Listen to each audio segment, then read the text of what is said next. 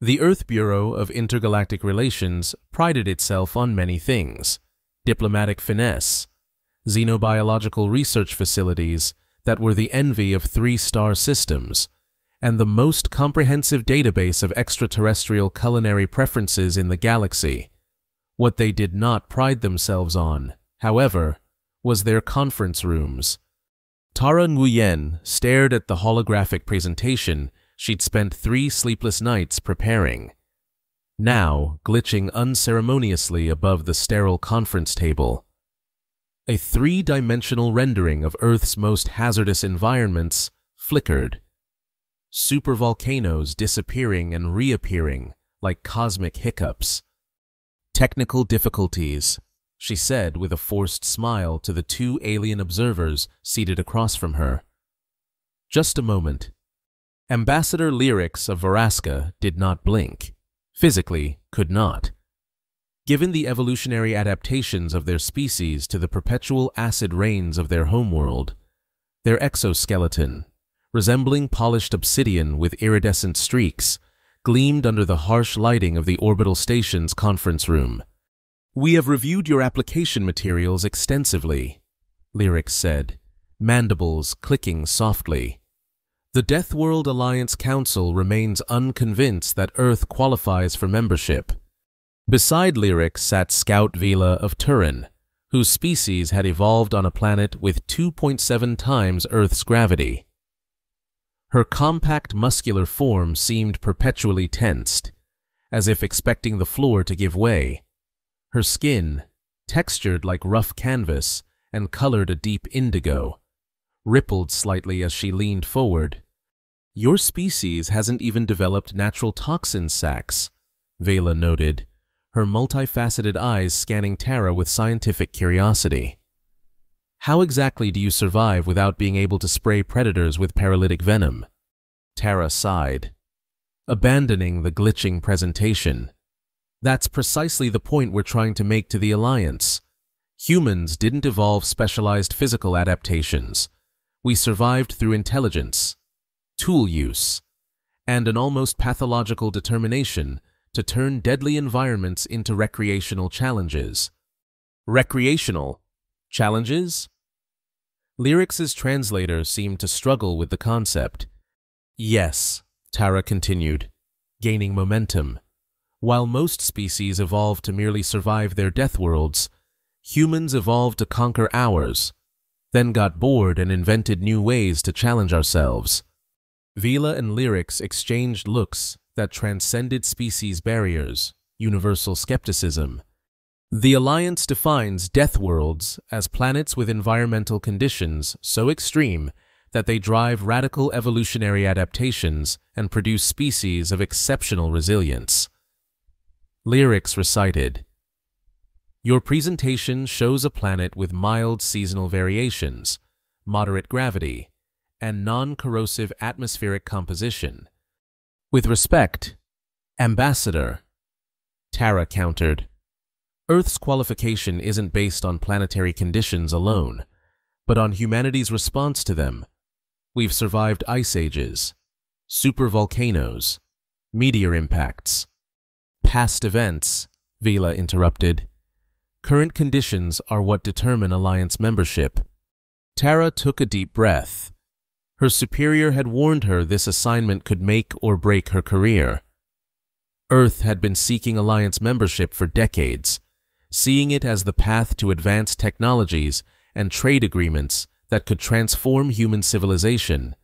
Every previous application had been dismissed without an observation visit. This time, they'd gotten 2 observers, but they seemed just as dismissive as their predecessors. "The Council has authorized a more direct evaluation," Lyrics announced, setting down a crystalline data tablet.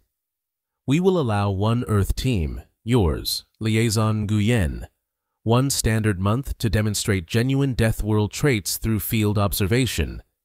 Tara tried not to let her surprise show. "Field observation? You mean you'll visit Earth's surface?" "Precisely," Vila confirmed, looking almost eager beneath her professional demeanor. No more presentations, no more statistics. We want to experience these supposed challenges firsthand. If Earth fails to demonstrate traits consistent with Alliance criteria, Lyrics added, your planet's candidacy will be permanently withdrawn. No further applications will be considered. Tara felt the weight of 7 billion humans suddenly pressing on her shoulders. She'd expected months of diplomatic negotiations, not a do-or-die field trip. When do we begin? She asked, trying to keep her voice steady. Vila stood, her compact form unfolding with surprising grace. Immediately. Your superiors have already approved the expedition.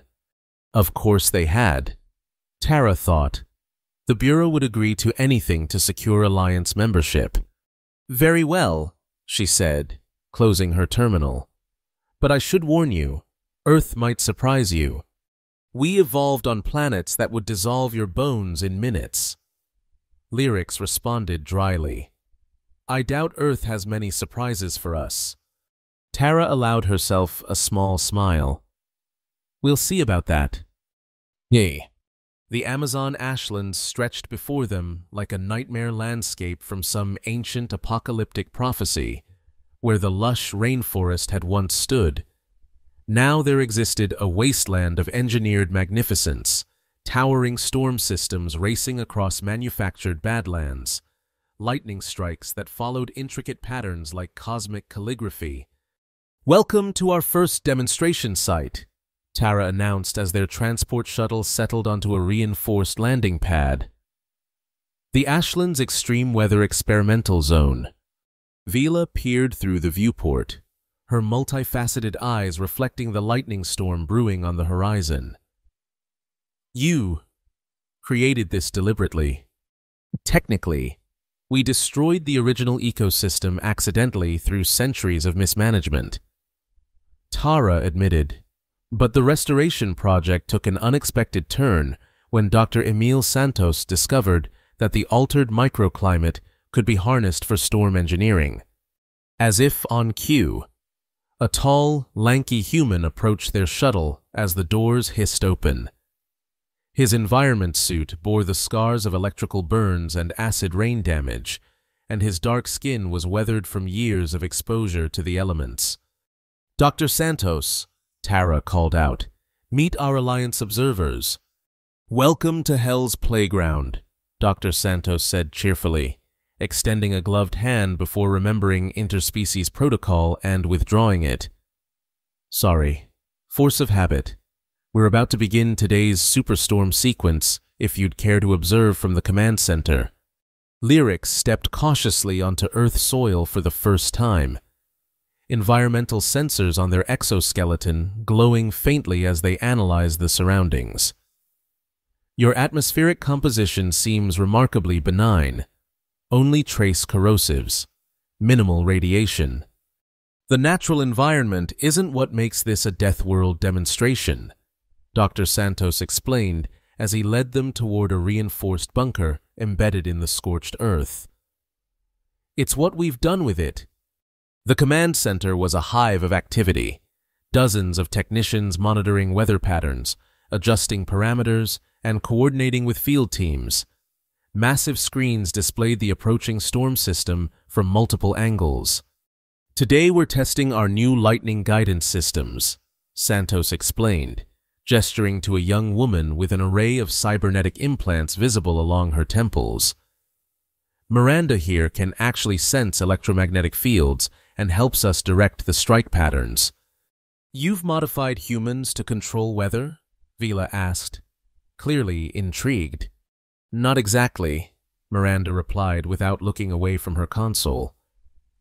The implants just help me feel the patterns. The storms have their own will. We negotiate with them. Lyrics's mandibles clicked in what Tara had learned was their equivalent of a derisive snort. Anthropomorphizing weather phenomena is hardly scientific.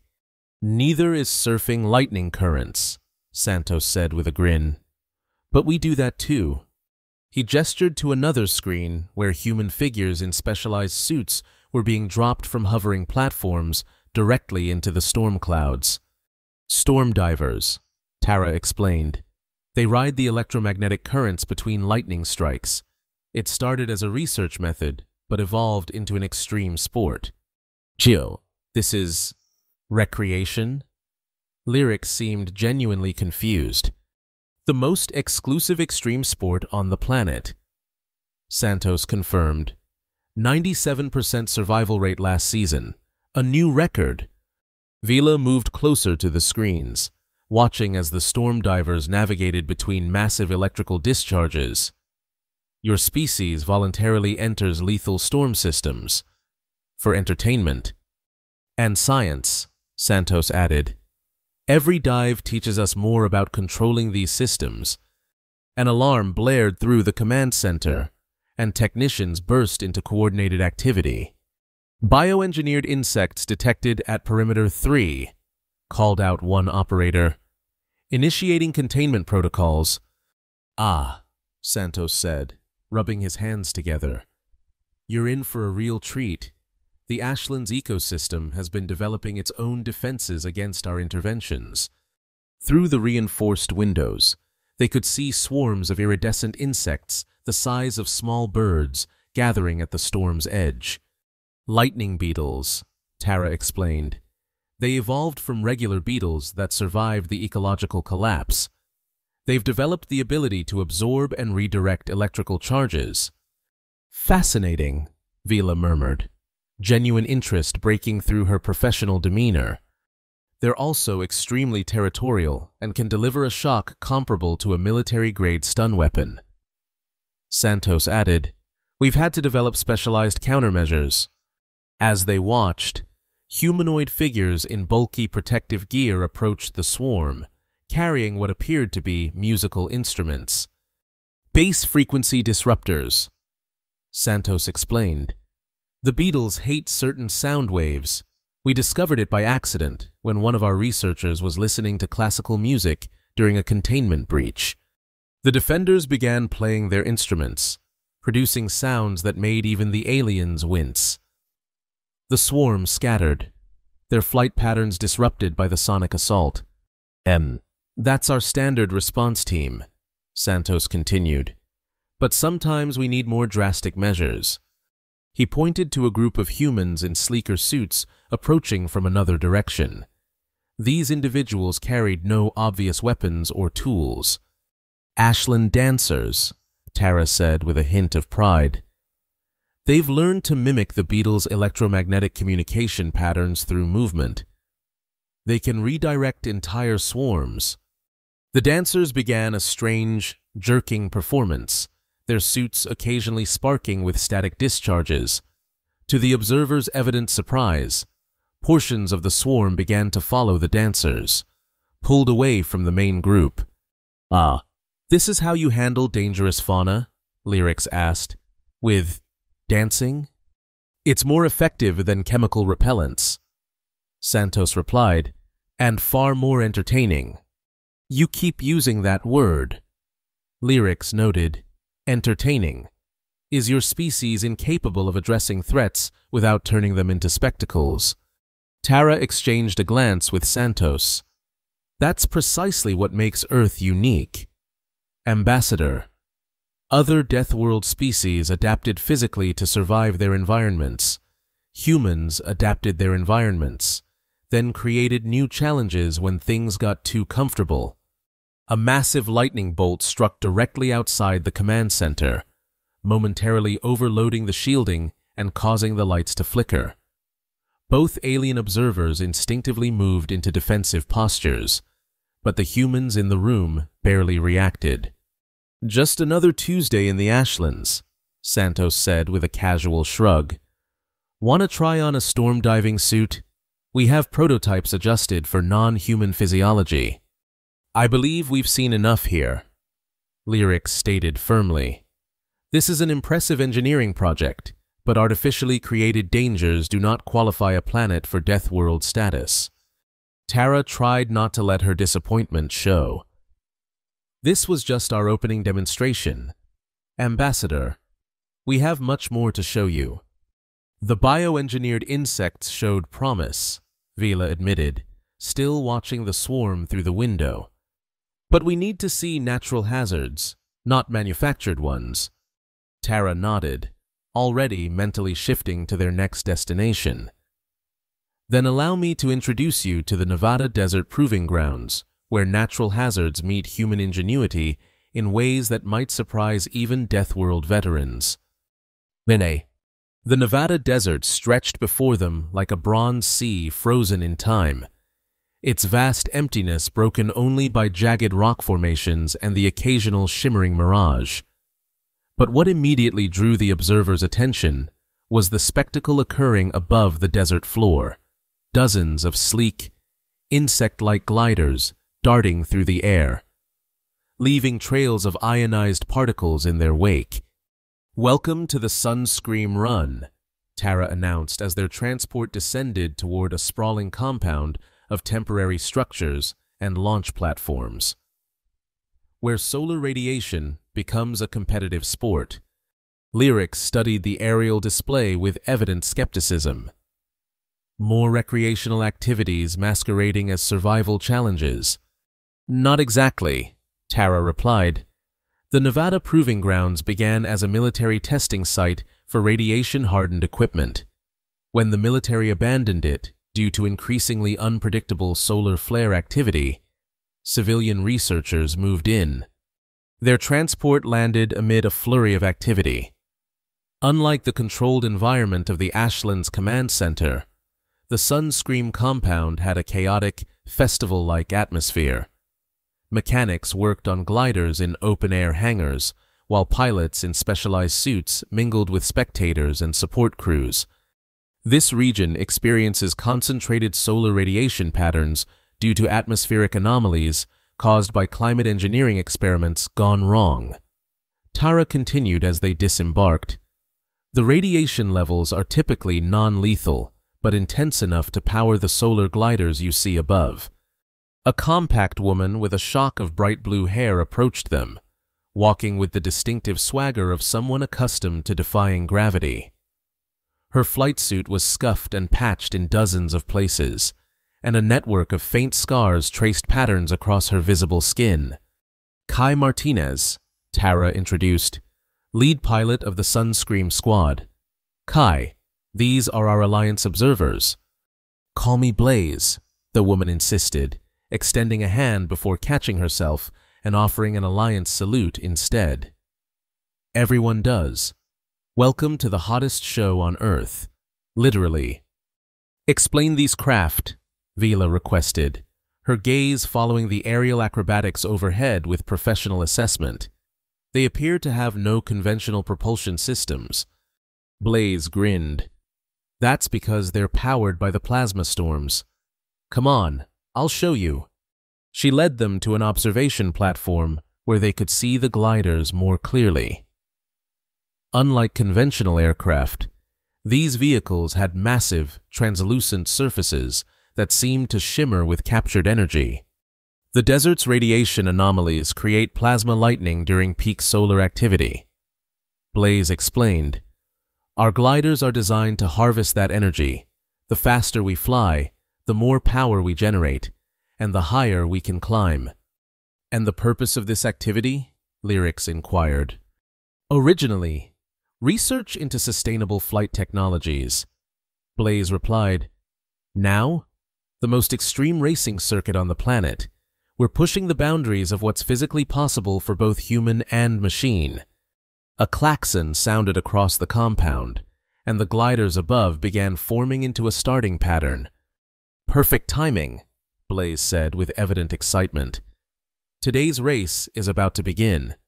We're attempting to break the altitude record while navigating through a predicted plasma storm." "You deliberately fly into electrical disturbances?" Vila asked, her tone suggesting she was reassessing her initial dismissal.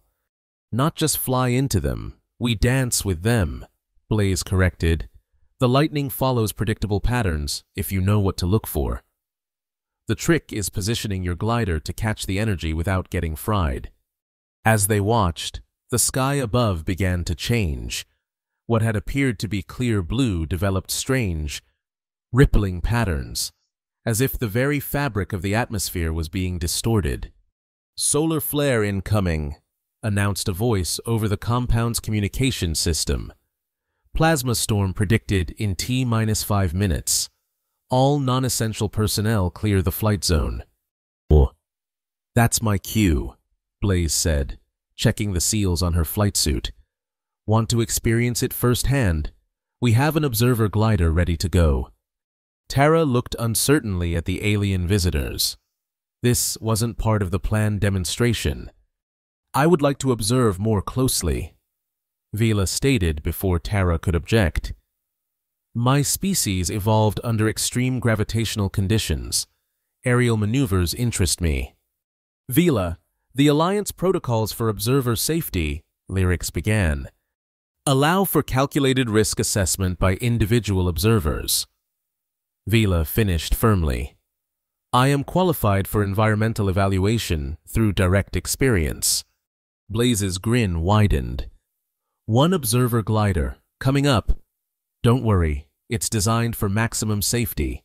98% survival rate." "That's not as reassuring as you might think," Tara muttered. Within minutes, Vila was being fitted with a modified flight suit, while Tara and Lyrics watched from the control center. The observer glider was larger than the racing models, with additional shielding and automated safety systems. "The observer glider will maintain a safe distance from the primary storm front," explained the flight controller. A serious-looking woman with cybernetic visual enhancements. "It's programmed to retreat automatically if radiation levels exceed safety parameters." "And if the automation fails?" Lyrics asked pointedly. The controller smiled thinly. "Then we get to test our emergency retrieval systems. Always a crowd pleaser." Outside, the sky had transformed completely.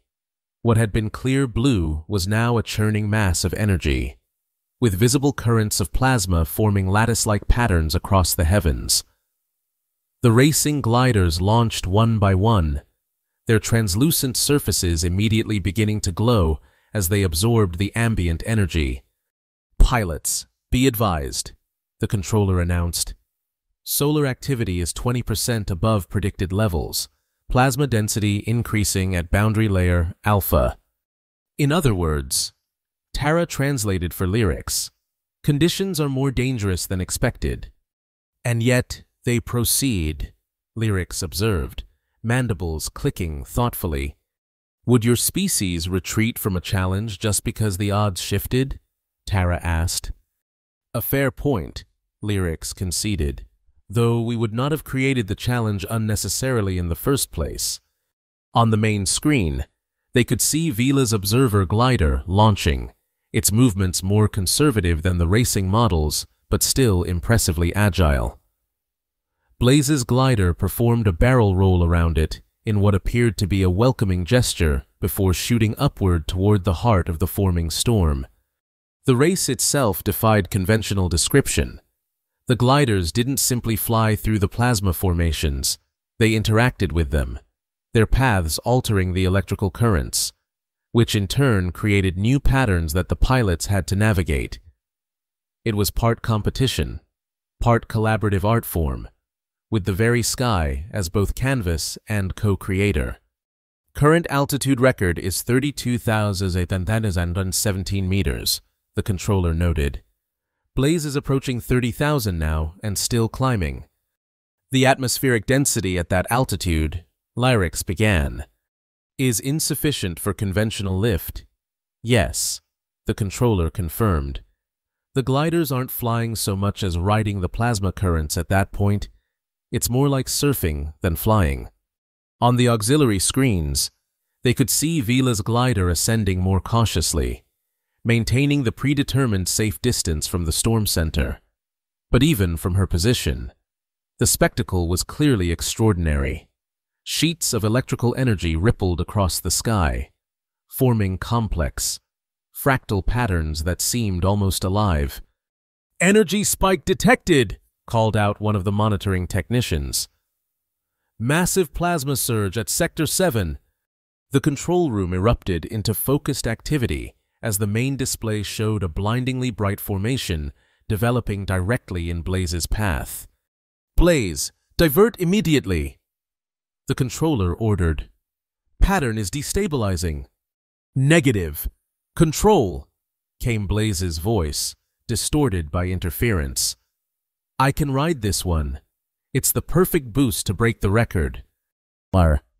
"That's a direct order, Martinez," the controller insisted. "The pattern is—" The communication cut off as a massive discharge of energy erupted across the sky. The main screen temporarily whited out, its sensors overwhelmed by the intensity. "Status report," the controller demanded as systems began to recover. "Racing Squadron has executed emergency dispersal," reported one technician. "Minor damage to 3 gliders. Blaze's signal is—" "Wait, we have confirmation. She's above the disturbance." A cheer went up from the control room staff as Blaze's glider reappeared on their screens, now higher than any human craft had flown without power systems. 35,142 meters and still climbing, announced the altitude tracker. New record confirmed, but Tara's attention had shifted to another screen. "Where's the observer glider?" A moment of ominous silence fell over the control room. "Observer glider was caught in the edge of the plasma surge," reported a technician, their voice now professionally detached. "Guidance systems compromised. It's falling into an uncontrolled spin." Lyrics moved with surprising speed to the communication console. "Can you establish contact?" "Negative. Communication systems are offline. Automated recovery should—" The technician paused. "Recovery systems also offline. Manual intervention required."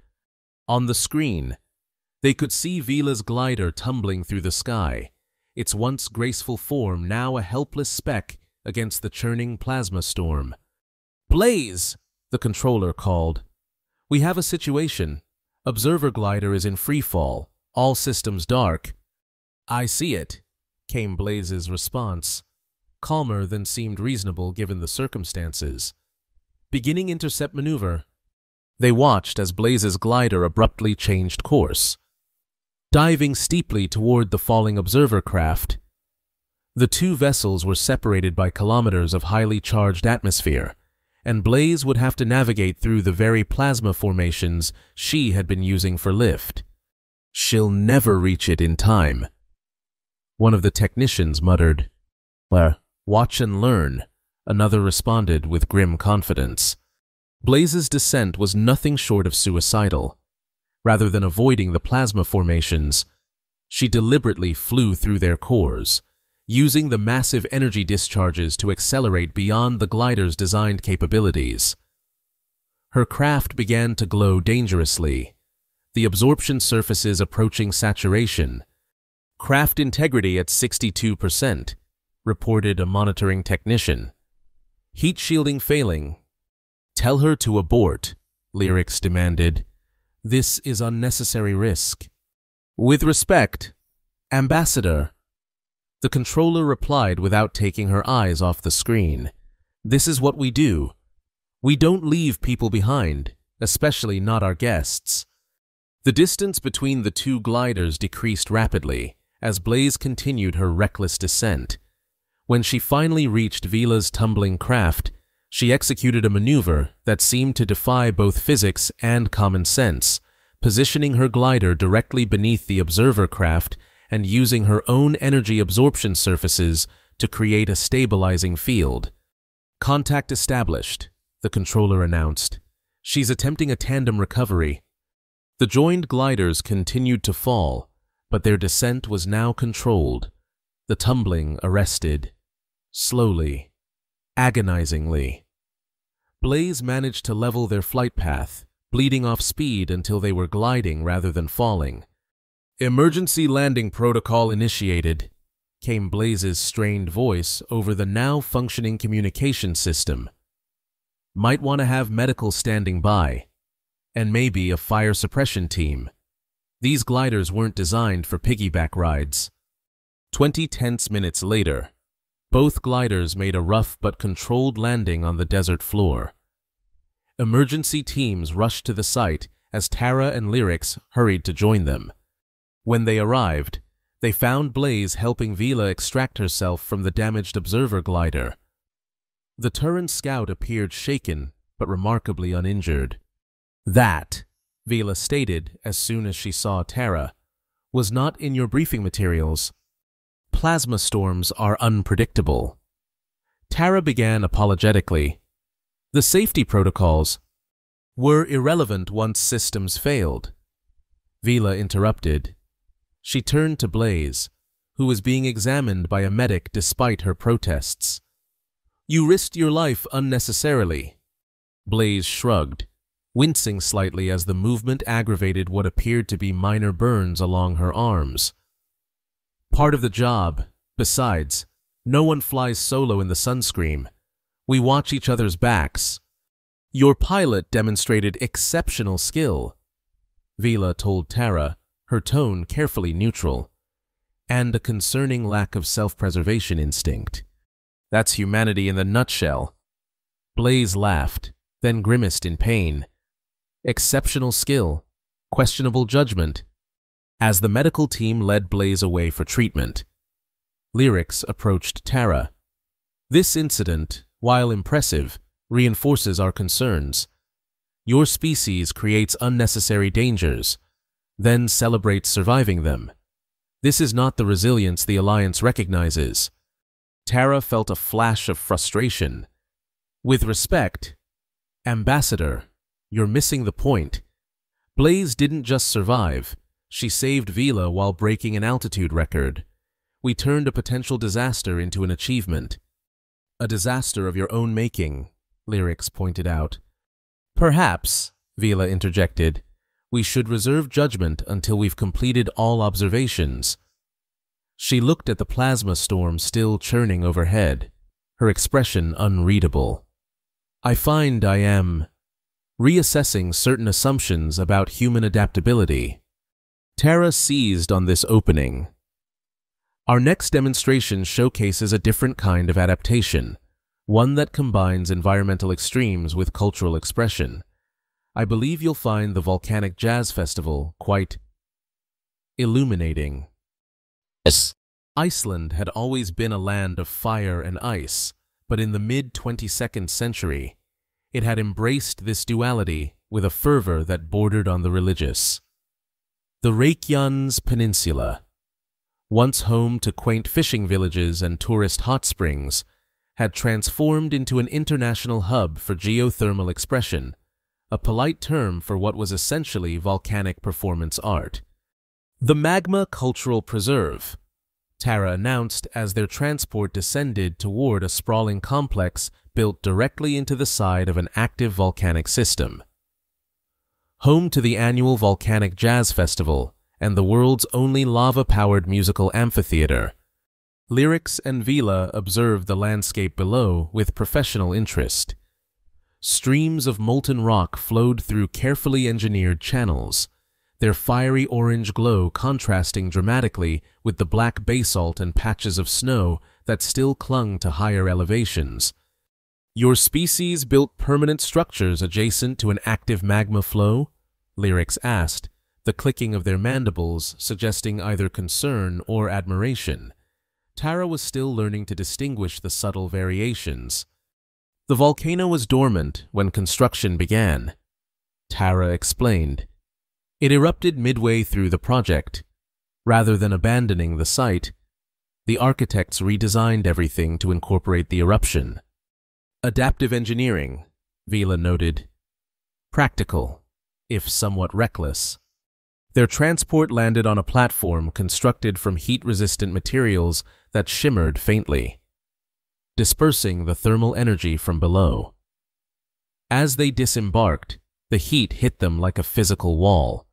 Despite the environmental controls built into the landing area, average ambient temperature in the performance zones is approximately 60 degrees Celsius, Tara informed them, checking the settings on her personal cooling suit. Specialized gear is required for extended exposure. We've prepared adaptive equipment for your physiologies. A tall woman with elaborate thermal reactive tattoos that shifted colors with temperature changes approached them. Her head was shaved except for a single streak of crimson hair that seemed to float above her scalp, supported by some form of energy field. Welcome to the hottest venue on Earth, literally and figuratively. She greeted them with a theatrical bow. I'm Sarah Magnusdottir, Artistic Director of the Magma Collective. You're just in time for our pre-festival sound check. After brief introductions, Sarah led them through a series of progressively hotter chambers, each serving as an acclimation zone. The final doorway opened onto a site that caused even the alien observers to pause in evident wonder. The amphitheater was a massive semicircular structure built into a natural volcanic caldera. Seating tiers had been carved directly into the black rock, each section separated by channels of flowing lava that cast an otherworldly glow across the entire venue. At the center, where a traditional stage would be, stood a complex arrangement of crystalline structures and metallic instruments, some partially submerged in bubbling magma pools. The Magma Orchestra, Sarah explained with evident pride. Each instrument is designed to channel and amplify the natural acoustics of volcanic activity. The lava tubes beneath us form a natural resonance chamber that produces sounds impossible to create anywhere else on Earth. Musicians were scattered across the performance area, some working with conventional instruments modified for extreme heat, others manipulating the crystalline structures to direct the flow of magma through acoustic chambers. Today's rehearsal features our headline composition, Dialogue with the Planetary Core, a 40-minute piece that incorporates actual seismic data translated into musical notation. Sarah continued, We'll be using controlled magma pressure to generate subsonic frequencies that can be felt rather than heard. These are not standard human recreational conditions, Lyrics observed, their cooling system working visibly harder as they moved closer to the central performance area. Art isn't recreation, Sarah corrected. It's expression. The festival attracts performers from across Earth and 7 colonial worlds. They come because nowhere else can they create music that literally incorporates the voice of a living planet. As if to emphasize her point, a deep rumbling began beneath their feet. Rather than causing alarm, the musicians adjusted their positions, some moving to different stations as the vibrations intensified. Magma surge incoming! Called out a technician monitoring a complex array of holographic displays. Harmonic convergence in 3, 2, 1, The rumbling suddenly transformed into a profound, multi-layered sound that seemed to bypass the ears entirely and resonate directly in the chest cavity. The crystalline structures throughout the amphitheater began to glow with internal light, each vibrating at a different frequency. This is unexpected, Vila admitted, her stoic demeanor briefly giving way to genuine awe. The raw power of Earth's geological processes, translated into art. Tara said quietly, This is what we wanted to show you. Humans don't just survive our world's extremes. We collaborate with them. The musicians had begun adding their own instruments to the volcanic symphony, percussion that matched the rhythm of lava bubbles bursting, wind instruments that channeled the superheated air rising from vents, and electronic components that translated thermal variations into melodic patterns. Would you care to experience it from the conductor's podium? Sarah offered. It's the optimal position for full sensory immersion. Before Tara could politely decline what sounded like an unnecessarily dangerous vantage point, Lyrics stepped forward. I would, the Vorascan ambassador stated. My species evolved in high-temperature environments. This expression interests me scientifically. Sarah led Lyrics to a raised platform surrounded on 3 sides by controlled lava flows, The ambassador's exoskeleton gleamed in the orange light, environmental sensors flashing as they absorbed and processed the extreme conditions. The music, if such a conventional term could be applied to the multidimensional sensory experience unfolding around them, built toward what was clearly intended as a climactic movement. The magma flows accelerated, the crystalline structures vibrated more intensely, and the musicians increased both tempo and volume. Suddenly, Lyric's translator emitted a high-pitched whine, followed by a series of rapid-fire clicks and whistles that the device failed to interpret. The ambassador appeared to be communicating directly in their native language, mandibles moving in patterns Tara had never observed before. "Is something wrong?" Tara asked urgently, moving toward the podium despite the oppressive heat. Sarah laughed. "Nothing's wrong. The ambassador's translator is overheating, but more importantly, they're experiencing what we call volcanic epiphany. It happens to first-timers sometimes when the subsonic frequencies align perfectly with their nervous system. Indeed, Lyrics did not appear to be in distress. If anything, their normally rigid posture had relaxed, their upper limbs moving in rhythm with the volcanic pulses. The translator is attempting to convert emotional responses for which your language has no direct equivalence," Vila explained, her own multifaceted eyes fixed on the performance. "My species experienced similar translation difficulties when first encountering certain extreme art forms. When the performance finally concluded some 20 minutes later, Lyrics remained on the podium for several moments, seemingly reluctant to leave. When they finally rejoined the group, their normally impassive demeanor had subtly shifted. "Your planet's geological processes possess a complexity I had not anticipated," they stated. "The harmonic patterns within the magma flows closely resemble ritual communications on my homeworld. Music is often the first true bridge between species," Sarah noted. "Before we understand each other's words, we can feel each other's rhythms." A series of sharp cracks suddenly echoed through the amphitheater, and several warning lights began flashing around the perimeter. "Unscheduled pressure buildup in Section 5, announced a calm voice over the communication system. "All personnel implement Safety Protocol Delta." Rather than panicking, the musicians and technicians began a clearly practiced routine, securing instruments and activating additional control systems around the lava channels. "Nothing to be concerned about," Sarah assured them, though her expression had grown more focused. "Just some unexpected activity in one of the secondary magma chambers. Happens every few performances." "You continue to operate despite geological instability?" Lyrics asked. "We don't operate despite the instability," Sarah corrected. "We operate with it. The unpredictability is part of the performance. Every piece is a collaboration between human intention and planetary whim." Another, louder crack reverberated through the chamber, and a jet of superheated steam erupted from a vent near the main performance area. Several musicians quickly repositioned, integrating the new sound source into their composition without missing a beat. "Perhaps we should move to a safer observation point," Tara suggested, eyeing the increasingly active vents with professional concern. "There are no safe observation points in true art," Sarah replied with the serene confidence of someone who had normalized extreme danger. "But we can move to the thermal springs if you prefer a more contemplative experience." As they made their way through the complex, the rumbling beneath their feet intensified. What had been harmonious vibrations now felt more chaotic, less controlled.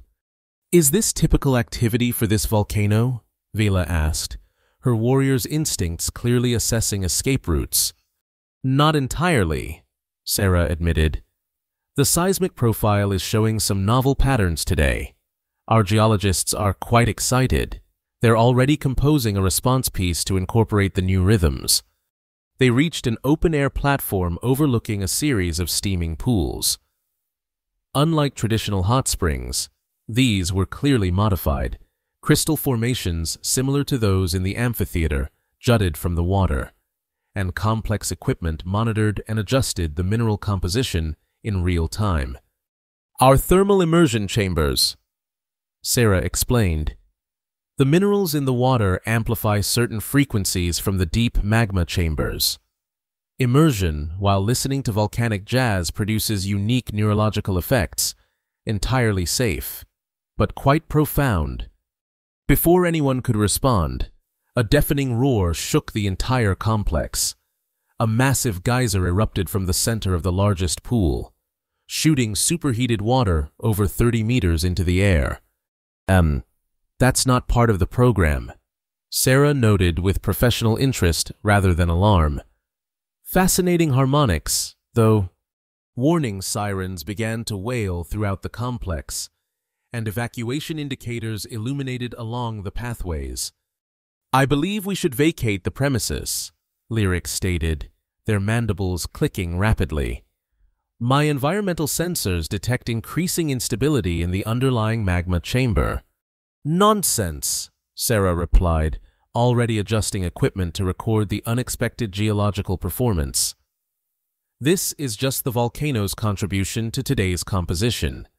We call these moments planetary improvisations." A voice came over the communication system, overriding the warning sirens. "Attention all personnel and visitors. The Magma Cultural Preserve is now implementing Creativity Protocol Omega. This is not a drill. Repeat. Creativity Protocol Omega is now in effect." Tara glanced at Sarah with growing concern. Creativity Protocol Omega sounds ominous. "It means the volcano is doing something unprecedented, and we're going to incorporate it into a new composition rather than evacuating," Sarah explained, her thermal reactive tattoos now pulsing with bright red patterns. "It's our highest artistic alert level." "You have alert levels for artistic opportunities?" Vila asked incredulously. "Of course," Sarah replied, as if it were the most natural thing in the world. "Art is our primary response to existential threats, always has been."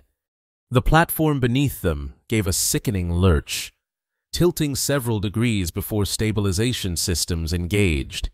Around them, musicians and technicians were rushing to new positions, deploying additional equipment rather than retreating to safety. This demonstration has exceeded safety parameters," Tara decided, taking charge of the situation. "Ambassador, Scout, we should return to our transport." "And miss the crescendo?" Sarah protested. "The volcano is about to perform its solo."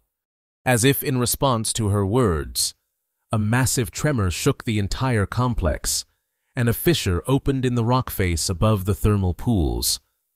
Molten lava began pouring through the opening, creating an incandescent waterfall that plunged into the steaming water below. The resulting explosion of steam and superheated minerals created a sound unlike anything Tara had ever experienced, a primal scream from the heart of the planet itself, so intense that it seemed to vibrate every cell in her body.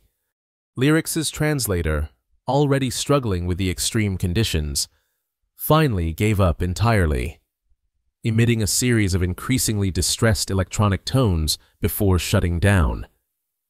The ambassador's natural vocalizations emerged instead, a complex stream of clicks, whistles, and subsonic rumbles that seemed oddly complementary to the volcanic cacophony. "They're cursing," Vila translated, her own voice raised to be heard over the din. "Very creative expletives about human insanity and geological recklessness.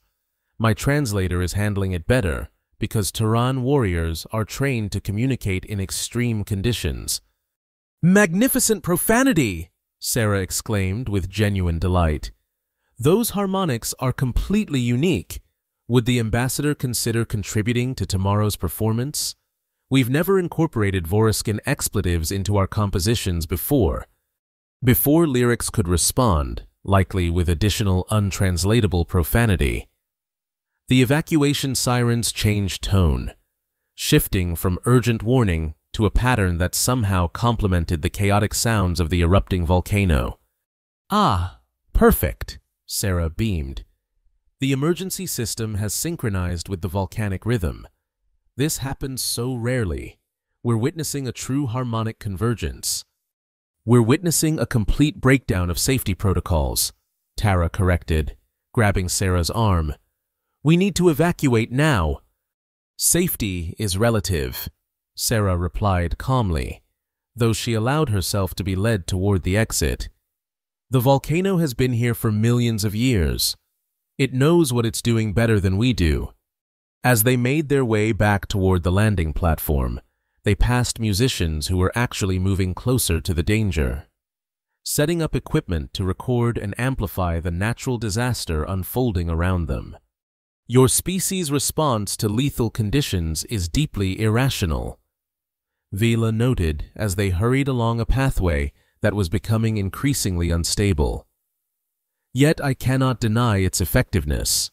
No other known species would consider harmonizing with an eruption."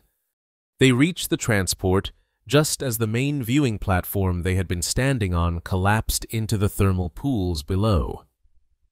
As they lifted off, they could see the entire magma cultural preserve transforming before their eyes, new fissures opening, fresh lava flows creating incandescent patterns across the black landscape, and human figures moving purposefully through the chaos, documenting and responding to the eruption as if it were a collaborator rather than a threat.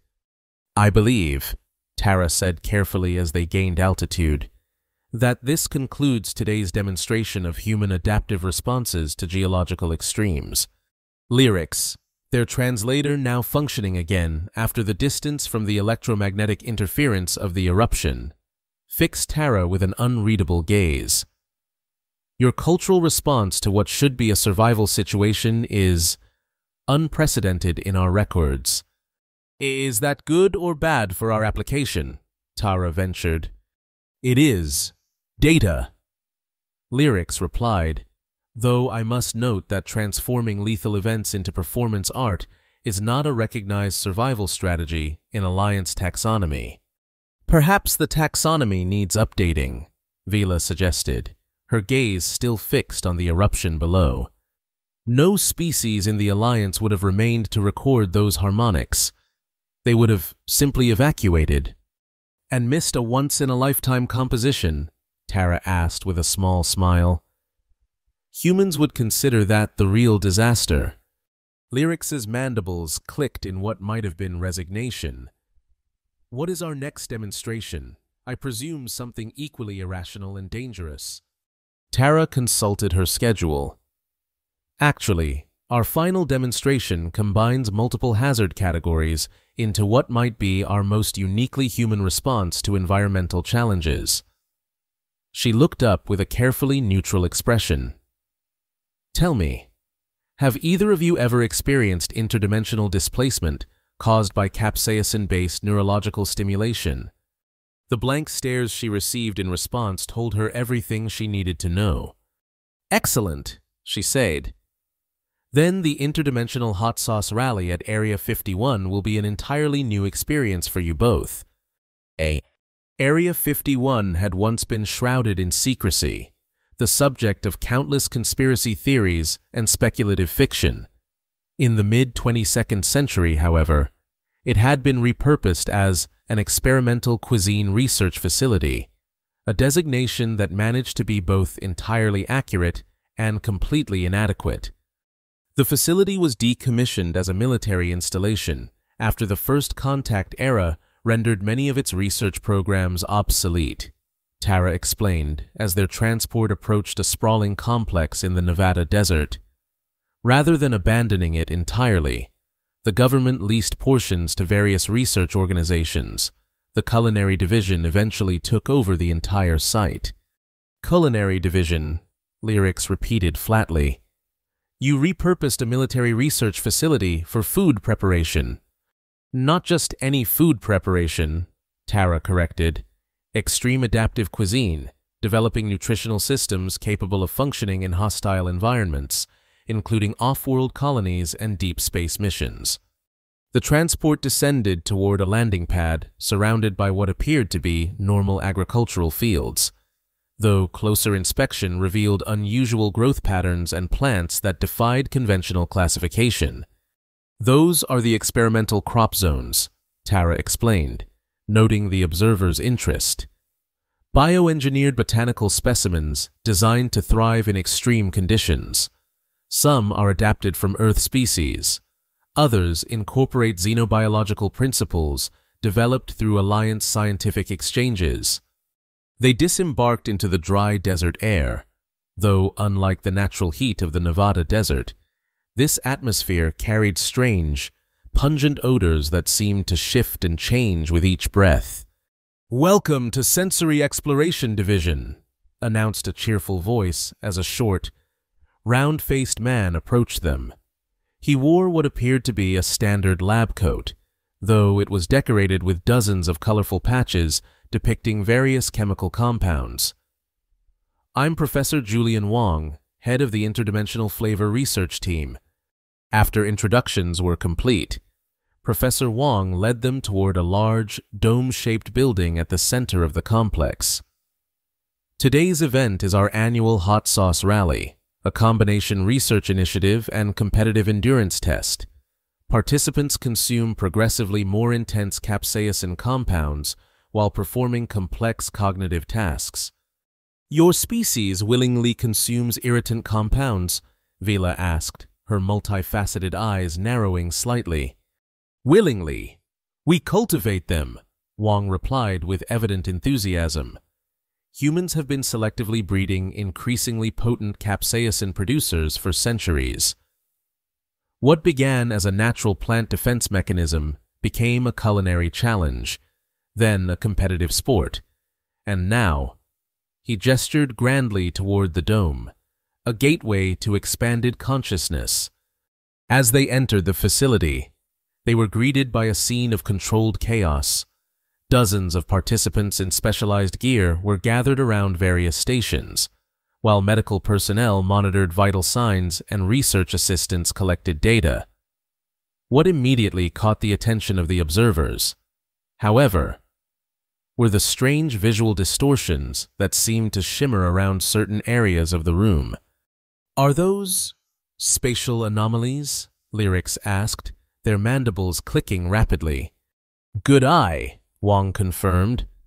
"We discovered quite by accident that certain capsaicin compounds, when processed by the human neurological system under controlled conditions, can induce localized quantum effects. It began as subjective perceptual phenomena, participants reporting seeing through time or tasting colors, but as we refined the compounds, we started detecting actual measurable anomalies in the fabric of space-time." "You're claiming that consuming spicy food alters reality?"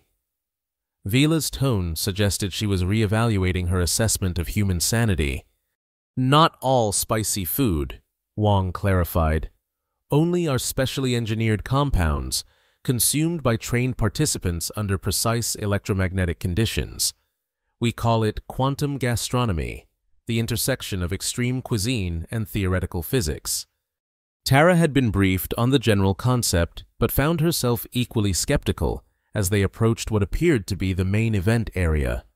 Here, the spatial distortions were more pronounced, with visible ripples in the air surrounding a central platform where several participants were preparing for their trials.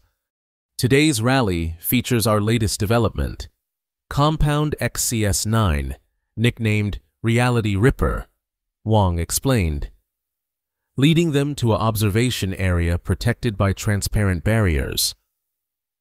"It combines synthesized capsaicin with certain xenobotanical elements acquired through Alliance scientific exchanges. The Alliance has never authorized xenobotanical transfers for culinary experimentation," Lyrics stated firmly. Wong's smile didn't waver. "Not officially, no.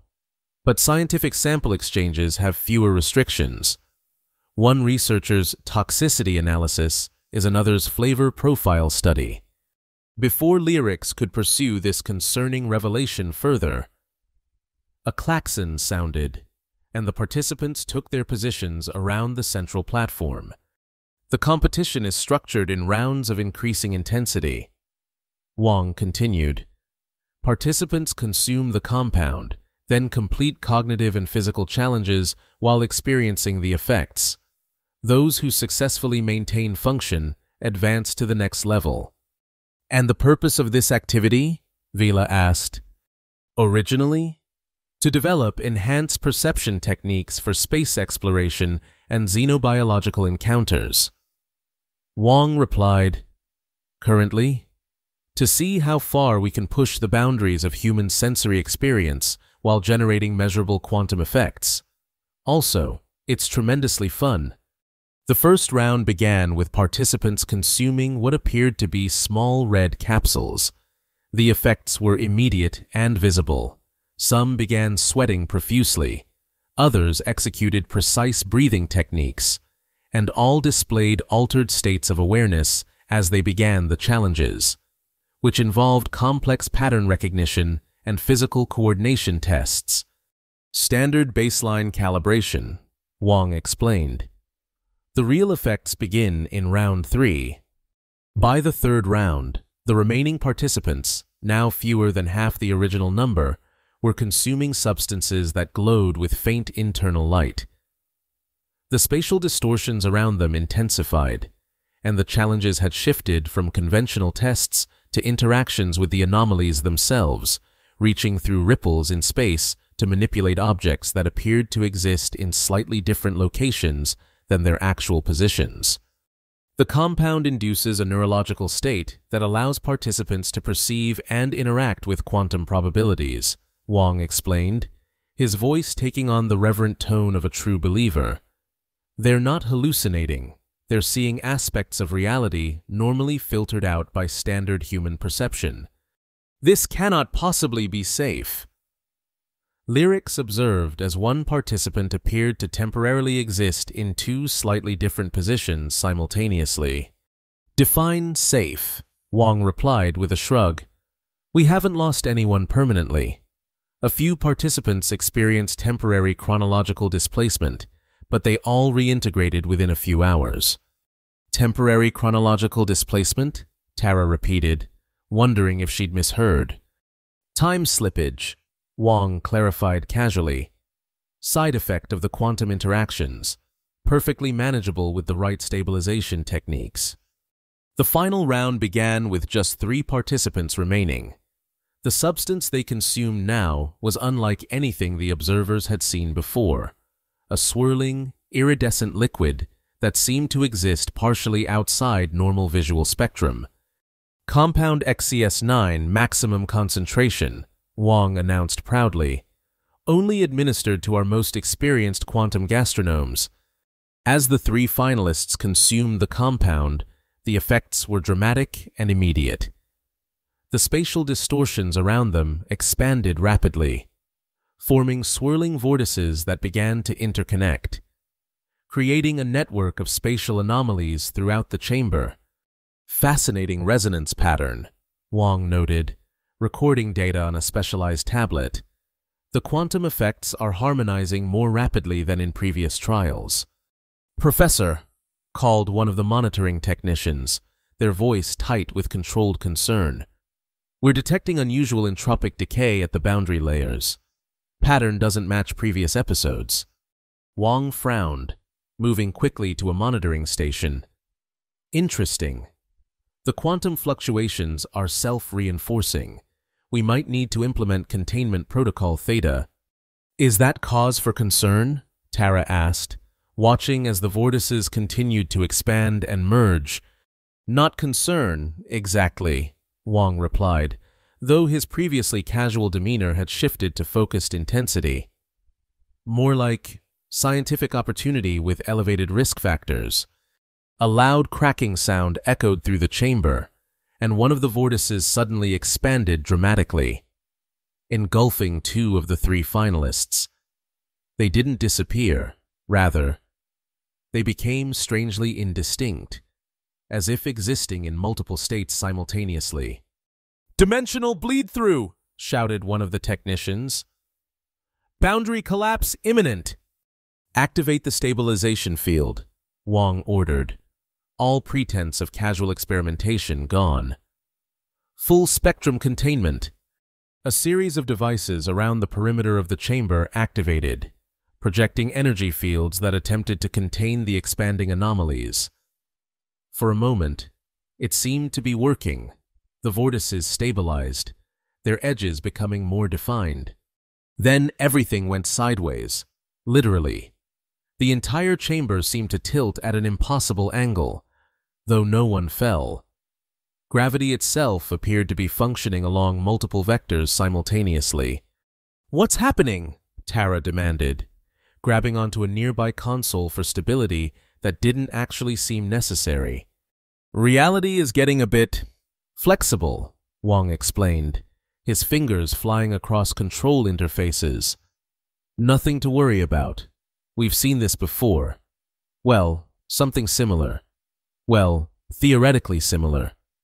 Through the swirling chaos of distorted spacetime, strange forms began to materialize, not solid entities, but patterns of energy and information that nonetheless conveyed a distinct sense of presence and intention. Interdimensional observers. Wong identified, his scientific curiosity evidently overriding any sense of self-preservation. "They sometimes notice when we create these quantum apertures. Mostly they just watch. Occasionally they—" He was interrupted as one of the patterns surged forward, expanding into a swirling vortex of iridescent energy that resembled nothing so much as an enormous bee, if bees were made of condensed probability and existed in several dimensions simultaneously. "Interact," Wong finished weakly. The cosmic bee entity pulsed with shifting patterns of light and emitted a sound that wasn't quite sound, more like mathematics translated directly into sensory experience. "It's attempting communication," Wong realized, adjusting sensors to record the phenomenon. "This is unprecedented. Previous entities have never initiated direct contact." More of the bee-like entities began to materialize around the chamber, each pulsing with complex patterns that seemed to respond to each other and to the humans in the room. "What do they want?" Vila asked, her warrior's instincts clearly assessing the potential threat. "Unknown," Wong admitted, "but they appear to be responding to the neural patterns of our participants. The capsaicin compound creates brain activity that resembles their natural communication methods." The lead entity expanded further, its pulsing patterns intensifying. The three rally finalists, still caught in the quantum distortion, began moving in strange, synchronized patterns that mimicked the entity's pulsations. "They're establishing a feedback loop," Wong realized. "The participants are serving as translation interfaces." "Can you understand what's being communicated?" Lyrics asked, their mandibles clicking in what Tara was beginning to recognize as their expression of scientific curiosity. "Not precisely," Wong replied, studying the readouts. "But the pattern suggests a ritual? Yes, a kind of dimensional harmonization protocol. The entities want us to stabilize the boundary before it collapses completely." "And if it collapses?" Tara asked. "Then this facility, and possibly a significant portion of the surrounding desert, would experience a localized reality inversion," Wong explained. "Not quite an apocalypse, but definitely a substantial restructuring of local physics. Probably temporary. Possibly not." "How do we prevent this outcome?" Lyrics demanded. Wong's expression was a mixture of scientific excitement and practical concern. "According to these readings, we need to complete the ritual the entities are demonstrating. It's a form of multidimensional dance that reinforces reality coherence across boundary layers." "A dance," Tara repeated flatly. "We need to dance with interdimensional bee entities to prevent reality from collapsing." "Precisely," Wong confirmed. Though dance is an imprecise translation, it's more like a physical expression of quantum mathematics. But yes, essentially a dance. The three rally participants were already engaged in the strange movements, their bodies shifting in patterns that seemed to both follow and guide the pulsations of the B entities, where they moved. The spatial distortions appeared to stabilize slightly. They need more participants, Wang realized, checking the readings. The pattern requires at least 6 nodes to establish a complete stabilization matrix. "You cannot seriously expect," Lyrics began. "Ambassador," Tara interrupted, already removing her outer jacket. "I believe this qualifies as a genuine Deathworld challenge. Unless you'd prefer to experience reality inversion firsthand." After a moment's hesitation, both Lyrics and Vila moved forward. "Instruct us," Vila stated pragmatically. Wang quickly guided them to positions around the chamber. "Follow the patterns of the entities nearest you. Don't try to think about the movements. Your rational mind can't process them. Just let your body respond to the rhythms." What followed defied conventional description. The cosmic B entities pulsed and swirled in complex patterns, and the humans, and one Voraskin, attempted to mirror these multidimensional movements with their limited 3-dimensional bodies. It was like trying to perform a ballet while simultaneously solving differential equations and experiencing synesthesia. Tara found herself moving in ways she hadn't known were physically possible, her body seemingly guided by mathematics she couldn't consciously comprehend. Beside her, Vila's warrior physiology adapted with surprising grace, her movements flowing with the cosmic rhythms as if she'd been training for this moment her entire life. Most surprising was Lyrics. The Voraskin ambassador, normally rigid and formal, had surrendered completely to the quantum dance. Their exoskeleton gleamed with reflected energy from the dimensional rifts, and their multiple limbs traced complex patterns in perfect harmony with the cosmic entities. "It's working," Wang called out from his monitoring station. "The boundary layer is stabilizing. Keep dancing." The entire chamber had become a swirling mandala of energy, matter, and information. The B entities moved faster, their patterns growing more complex, and somehow, impossibly.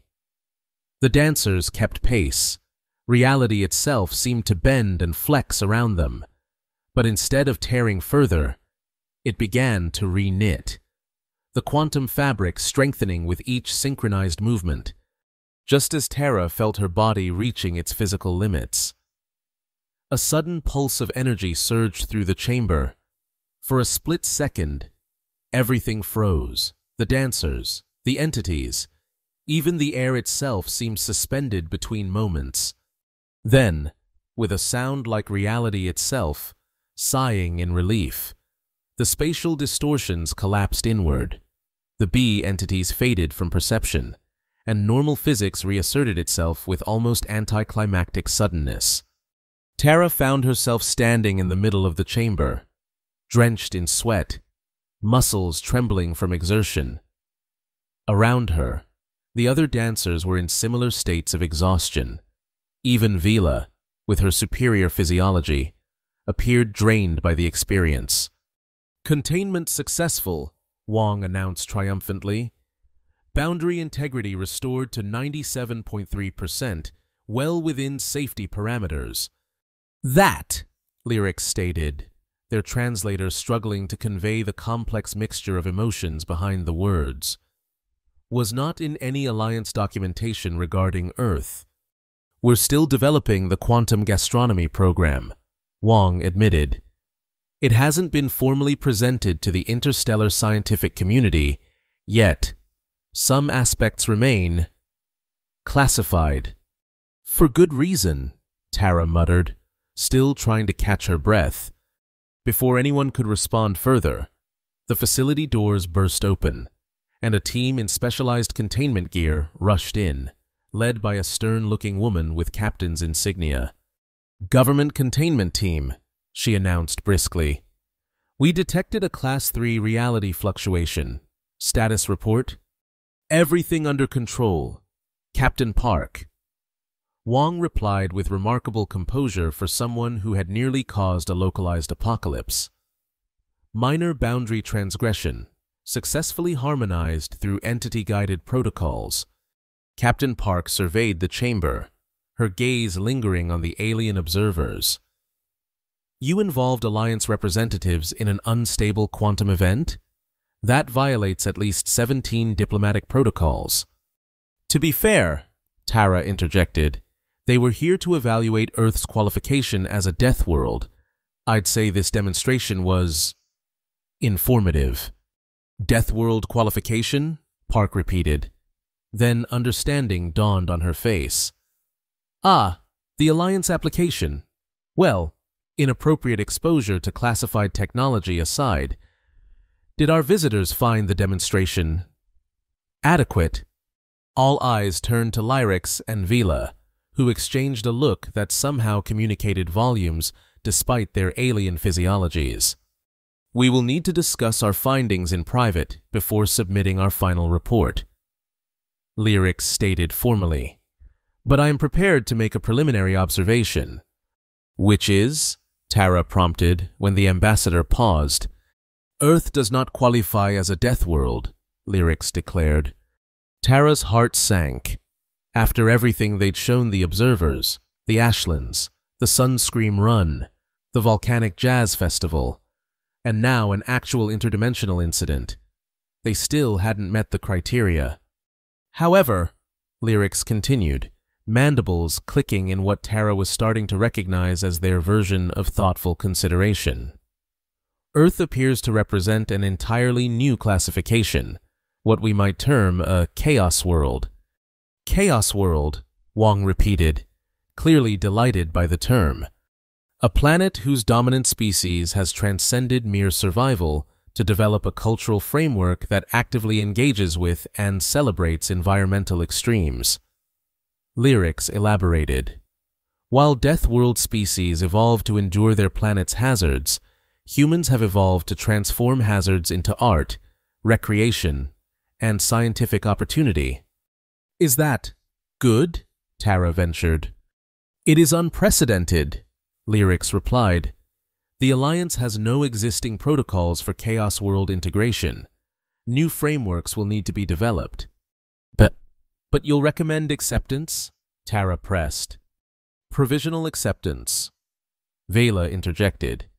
"Subject to ongoing observation and the establishment of specialized safety protocols for Alliance representatives visiting Earth." "That's actually better than we hoped for," Tara admitted. "A new classification gives Earth unique standing in the Alliance." "Indeed," Lyrix agreed, "though I must insist that future cultural exchanges include comprehensive warning labels regarding activities like interdimensional hot sauce consumption and volcanic jazz performances." As the containment team began the process of securing the facility and debriefing the rally participants, Tara found herself standing with the alien observers, watching as the last traces of quantum distortion faded from the air. "I must admit," Vila said quietly, "when I first arrived, I considered humans fragile and reckless. I now see that you are indeed reckless, but in a way that has somehow become an evolutionary advantage." "We call it competitive adaptation," Tara explained. "When your species lacks natural defenses, you either innovate or perish. Humans just took innovation to its logical extreme, and then several illogical steps beyond that. The Alliance will be significantly altered by Earth's inclusion." Lyrix observed, "Your species' approach to challenges defies conventional risk assessment." "Is that a compliment or a warning?" Tara asked with a small smile. "Both," the ambassador replied, mandibles clicking in what might have been amusement. "I anticipate that Alliance protocols will require substantial revision to accommodate human creativity." As they made their way back to the transport that would return them to the orbital station, Tara received a notification on her communication device. Her superiors at the Bureau of Intergalactic Relations had already received preliminary word of the observer's report. Congratulations, Liaison Nguyen. The message read, "The Bureau is pleased to inform you of your promotion to Cultural Ambassador, effective immediately. Your new role will focus on developing integration protocols for Earth's unique status as the first recognized Chaos world in the Alliance. Warning, hazard pay will be substantial, but likely insufficient." Tara couldn't help but laugh. As they boarded the transport, the Nevada desert stretching out below them, she caught a glimpse of the Ashlands in the distance, its engineered storm systems creating patterns that seemed almost like a celebration. Earth, where survival wasn't just about enduring challenges, but transforming them into spectacular performances. Perhaps that had been humanity's greatest adaptation all along.